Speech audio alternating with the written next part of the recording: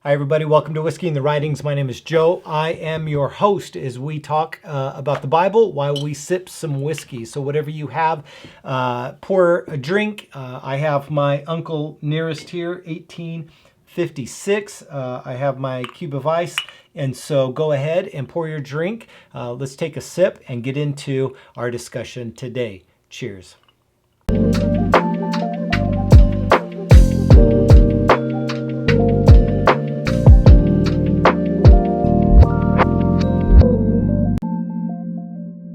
All right, so we're going to begin a series on Genesis. Today we're going to be looking at Genesis chapter 1, and this Genesis chapter 1 conversation is going to take 3 different videos to get through because there's so much packed in. And the reason why we're going to spend some time in Genesis is because there's so much about this story that's misunderstood and just not known by most people. And so whenever I've taught Genesis 1, I often find that people hearing it for the first time, they are excited that it finally makes sense to them, but they're also pretty frustrated because they've never heard it before, people that have grown up in church. And so for us today, we're going to unpack it. And so I hope you have your Bible in front of you as we read the text. Again, this is going to be 3 parts because there's so much to get through. And so we're going to begin. We're going to get started.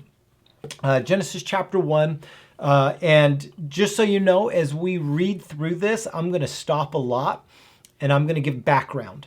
I'm going to give context and information to what's going on here. I'm reading out of a translation called the NET.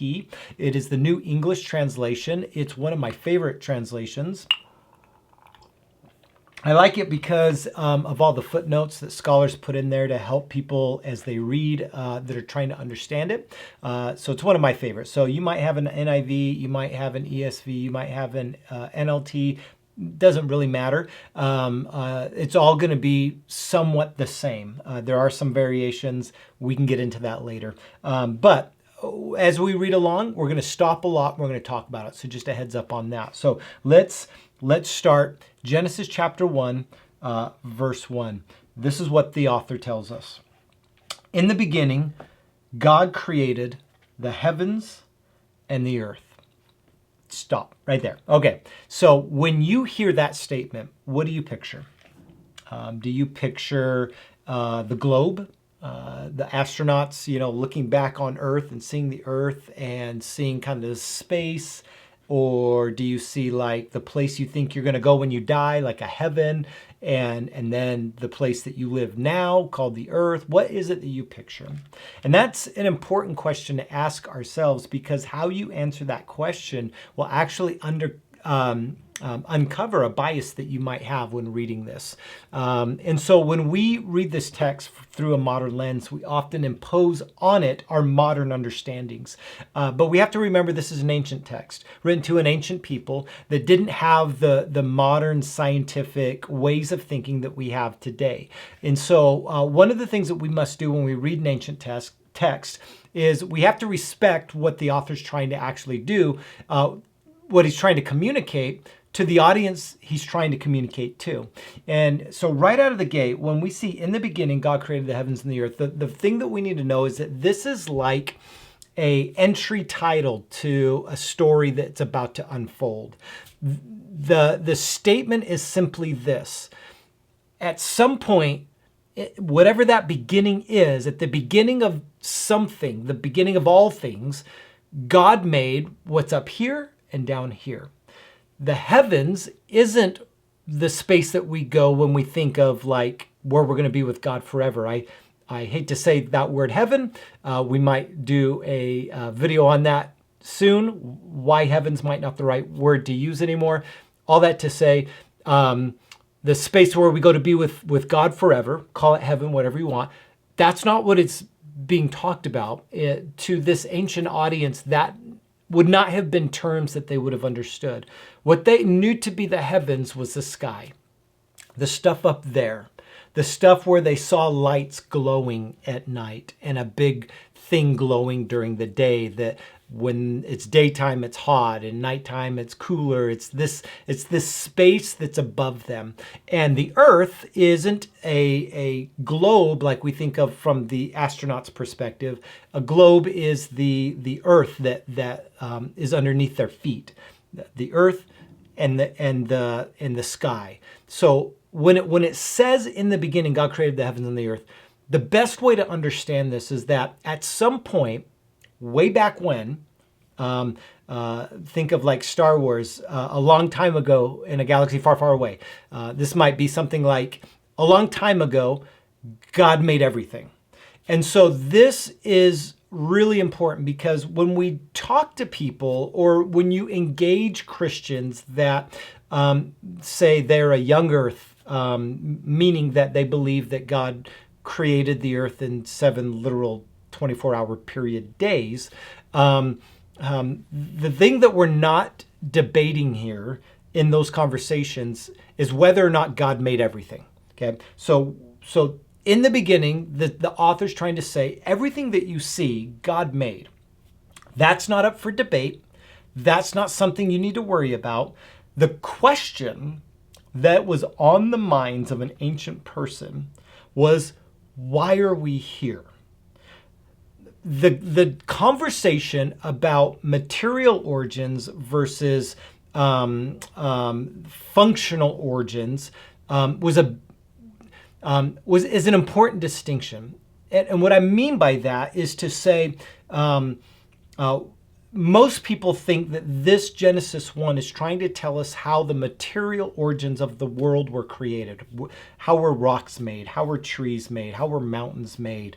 What is the material organic composition of the things that we see around us?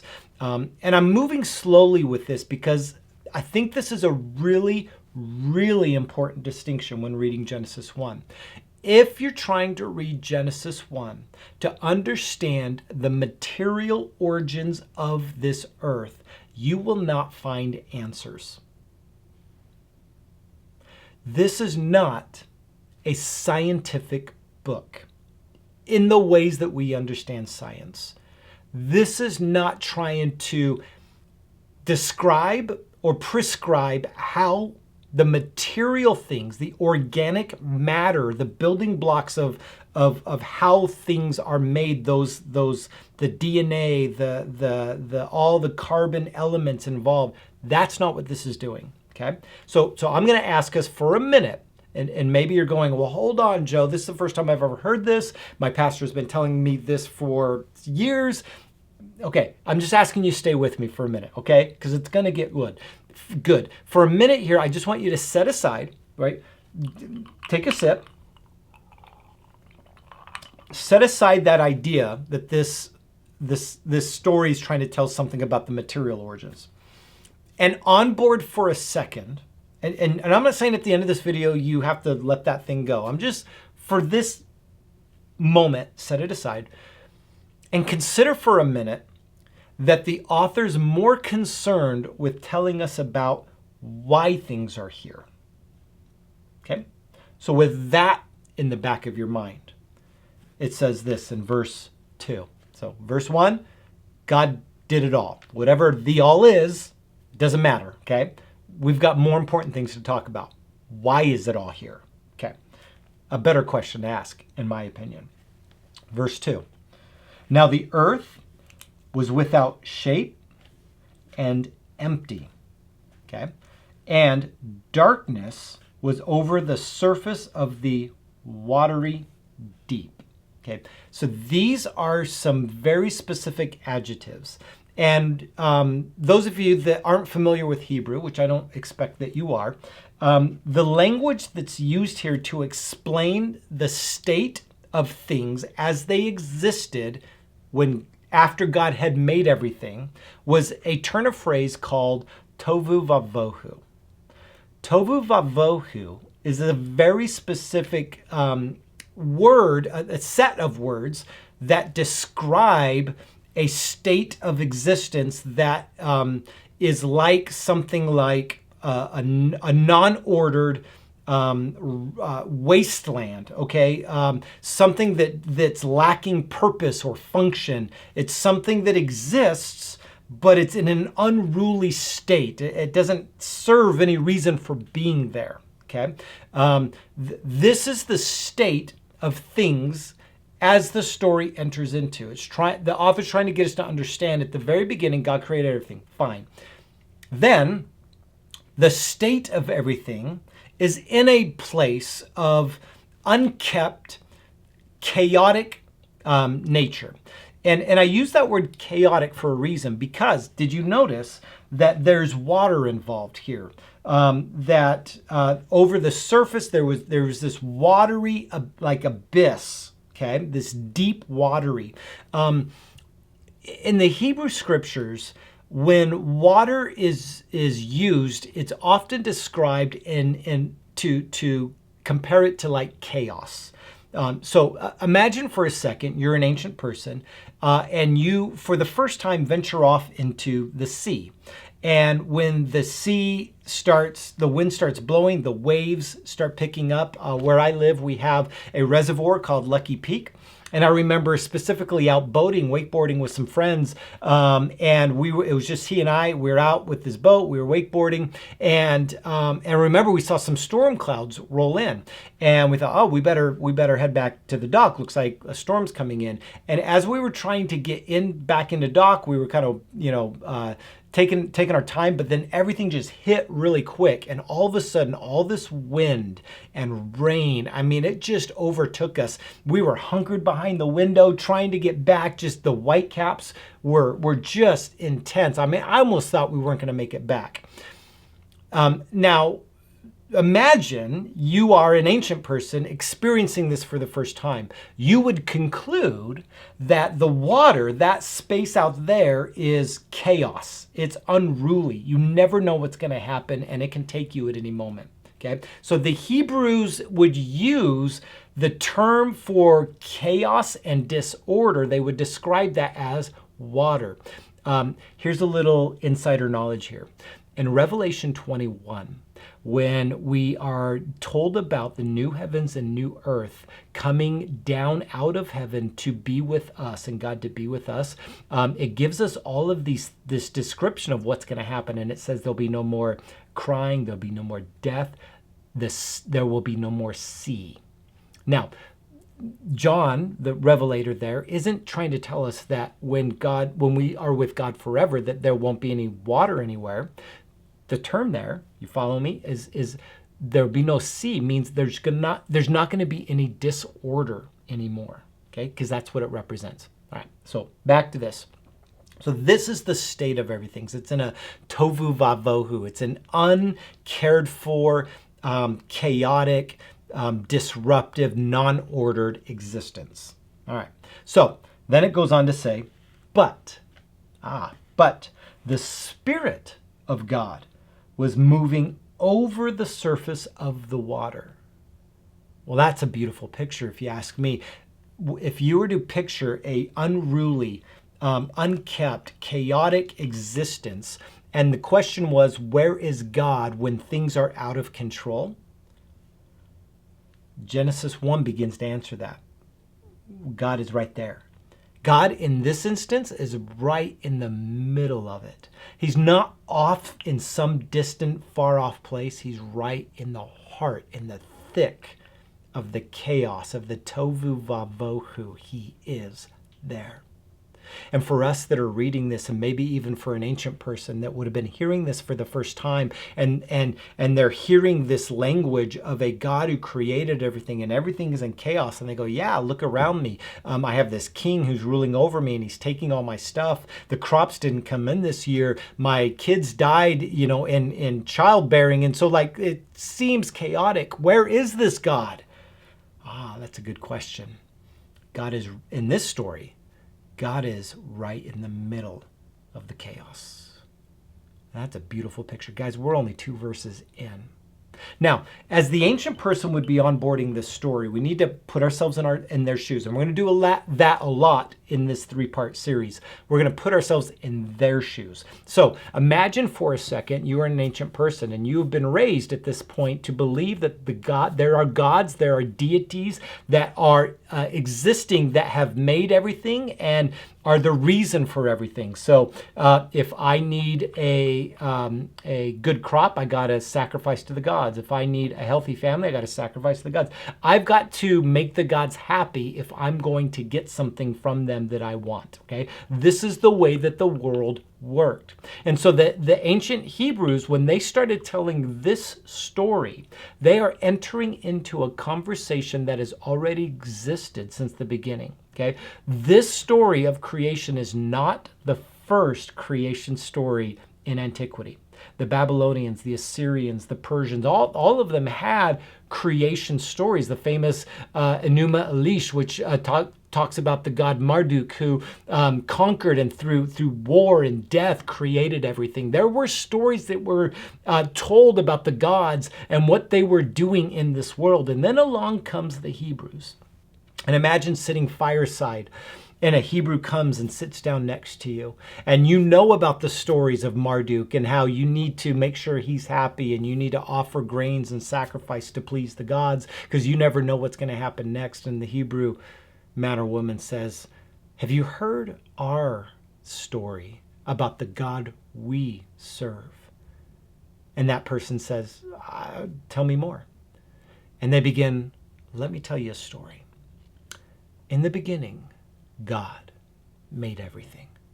And that word God there in verse 1 is a term used to explain, it's Elohim. It's gods. It doesn't specify a singular God. So for an ancient listener, like we see God and we go, well, yeah, that's God, the capital G God that you have in your Bible. Of course we know that. Listen, back then they didn't use the word, they didn't have the name of God that they would have used in that moment. This is a word that explains a God. In the beginning, a God.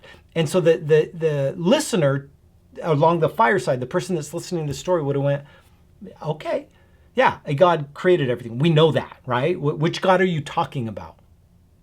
Now that's a good question. Which God are you talking about?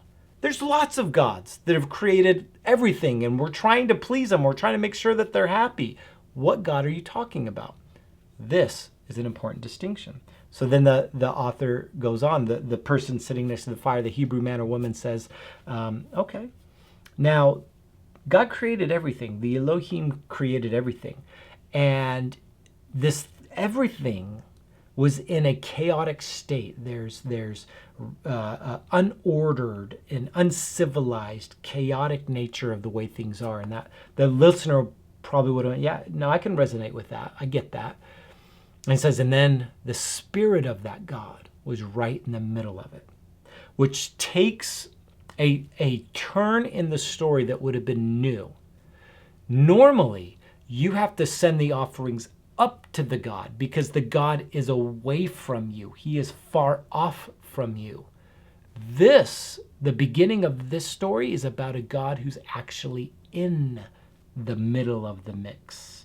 He's not away waiting for you to offer up. The ziggurats in ancient antiquity that were created, these pyramid structures, were essentially giant altars where people would have to, they believed them to be like stairways up to the heavens where the gods would come down to that place, but they would never come to be with you. You would have to go up there and put your offerings up there. The gods don't come to be with us. In this story, that's exactly where this God is, in the middle of Tovu Vavohu. What a beautiful story. What a beautiful way to begin this story.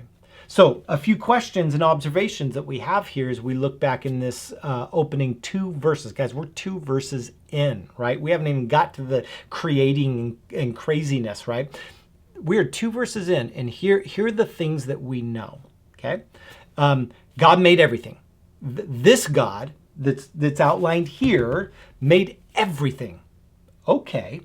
And at some point that everything was in a chaotic, watery deep, this unordered mess. But the spirit of this God was right in the middle of the mess. So whatever you believe about God, whatever you believe about the role that God has in this world, maybe you come from a point of view that thinks maybe the gods, or if there is a God, he would have nothing to do with us, because why? Maybe it's an agnostic point of view that says, well, I can't prove there's a God, so, whatever, I'm agnostic. I'm maybe not atheist. Maybe you've struggled in your own faith to think, where is God when times are tough? Those are all really good questions. And the beginning of the story that the Bible is telling us is that there is a God that is in the middle of the mess, not away from it. And so the question we got to ask ourselves then, who is this God? Who is this God that would take himself out of glory and put himself in the middle of the tohu vavohu? Who is this God?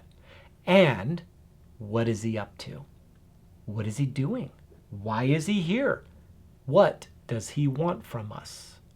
Those are all really good questions, not simply from an ancient audience, but also from us today. And next time in Whiskey in the Writings, we're going to get into what this God is up to on the earth. What is he doing with the tohu vavohu? Join me next time, Whiskey in the Writings, as we explore those options. Cheers, have another sip. And we'll see you next time. Thanks for joining me.